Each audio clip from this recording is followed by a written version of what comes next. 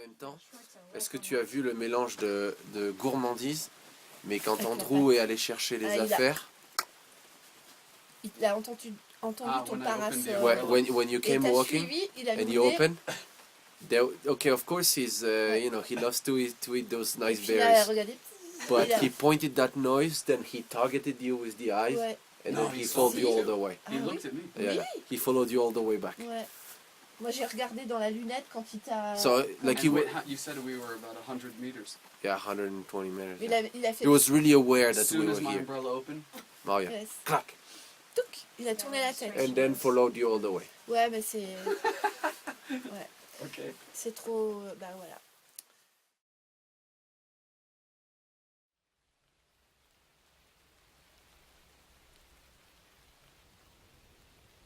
It wasn't my intention, you know, even to interact with him. I didn't want to disturb him at all. Not in this place, anyway, you know. No. And it's this sense of, not guilt, but responsibility that that's motivating me to reflect. Because the way he looked at me was like, look, you're in my house, and you come here with this foolishness, with this nonsense. Please, you know, please have some respect. And then berries. There is a very nice text. It's too bad it's not in English. By French author Jean-Claude Guénaud, which is called La nature malade de la gestion. La nature malade de la gestion, which means the sickened nature by human management. How nature is sickened by human management. And there is this very nice discussion about, besides the intrinsic need to have wild things, why having wild things is the ultimate, if not the only way, to define what is human.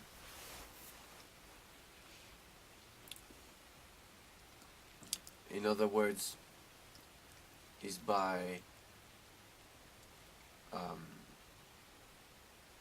putting humanity to the judgment of the wild, that you actually understand what humanity is about. And today you acted as a human. Yeah. Especially a modern human. And that foolishness action that you describe actually describe the way that we, our second human, interact with nature, and how out of place we are, and how some animals, anyway, those that are charismatic enough to make us feel this way, because at the end of the day, maybe a bird tells you this all the time, but you're just not open-minded enough to see it. Bear is charismatic enough that it reflects to, again, your human nature. It tells you what it gives you an assignment of your copy, you know. Yeah. Said, okay, human, you foolish. And I think it's very true anyway, that it helps you to understand all of your impacts. No, I hear you when you explain these things to me, but as you say, I mean, it's another thing to experience it, directly from the wild, and that's what Then you don't need a messenger. That's what I experienced exactly. It's what I experienced today. But you have people that have no ability to even naturalists who have no ability to understand when they interact in the way they should not interact. But what do you think about these people who, as you say, have no, innate ability to? I don't know if it's innate or if they're just close-minded, or if they are driven by an objective and they do it whatever the cost. I've seen photographers pushing animals that were desperately trying to fulfill their needs, and being disturbed by people, and those people would continue over and over and over, and not being even able to discern the most elementary signs of Stress. Of stress, yeah. Mm. And I don't know if they were not able to or they were not caring about. Either way, I think the second one is the worst. But take a, I don't know, a less, Less striking example. yeah, less striking example, like taking someone into the wild and showing them bears, and they're unaffected. I mean, can they be unaffected? Yeah. Yeah. Mhm. And you think that's a choice? No, no. What do you think? What's the cause of this indifference, of this? I don't know what to call it. You know, It's, block somehow. You think it's some kind of cultural programming? Yeah. Because we are overstimulated by virtual things, and that animal is almost virtual at that point. Like it carries the same weight as something that is seen through a screen.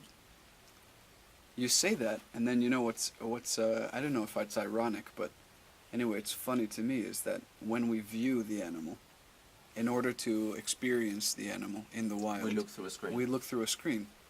No, actually, We look through the scope, and then we put it on a digital camera. So the digital, did you notice how I observed?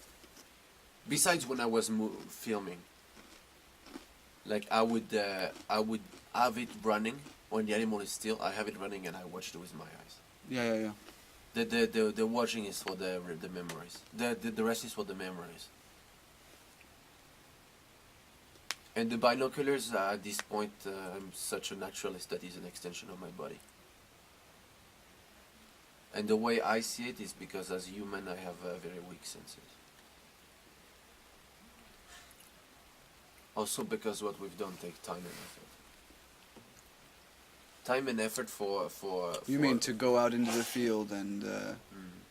The field is not welcoming. No? I mean, it's not welcoming to the novice, to the person that is learning, to the apprentice.